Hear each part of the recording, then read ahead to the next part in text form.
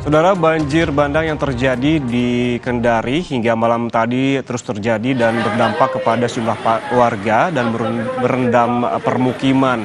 Untuk lebih lengkapnya terkait banjir yang melanda Kendari, kita langsung sapa jurnalis Kompas TV Silviansa Kia di Kendari, Sulawesi Tenggara. Silviansa, selamat pagi. Ini apakah pada pagi ini banjir sudah mulai surut dan adakah korban dalam banjir bandang yang terjadi pada tadi malam? Ya, baik rekan Ramlan dan juga saudara, dapat saya laporkan dari Kota Kendari kondisi terakhir di Kota Kendari yang semalam terjadi banjir.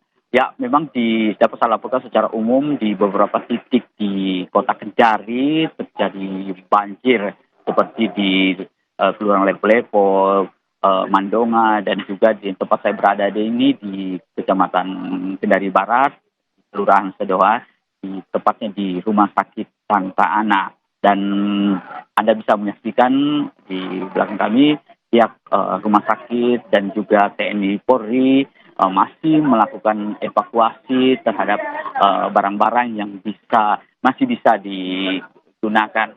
Dapat saya laporkan khususnya di Rumah Sakit Santa Ana ini semalam itu sekitar pukul 9 hingga pukul 12 hujan yang cukup deras sehingga terjadi banjir bandang di Santa Ana ini.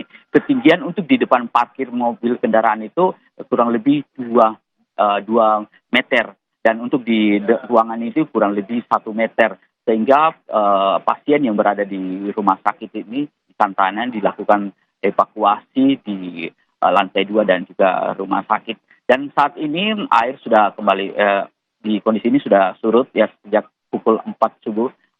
Air sudah kembali, sudah tidak ada lagi genangan air di lokasi tersebut.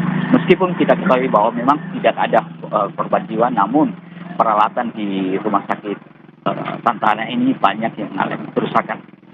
Demikian. Ya, Silviansa, meskipun memang tadi Anda sebutkan bahwa sebagian pasien di Rumah Sakit Santa Ana juga sudah dipindahkan. Lalu bagaimana dengan pelayanan rumah sakit? Apakah terganggu akibat banjir ini? Ya, tadi sempat saya diskusi dengan mencari informasi kepada pihak Rumah Sakit Santa Ana. Mereka mengakui bahwa pelayanan terhadap pasien masih tetap dilaksanakan. Meskipun ya mereka jelaskan juga tidak terlalu maksimal, tapi mereka tetap melakukan pemeriksaan terhadap pasien-pasien yang telah dievakuasi semalam di lantai 2. Demikian. Baik, terima kasih jurnalis Kompas TV Silviansa Kia melaporkan langsung dari Kendari, Sulawesi Tenggara.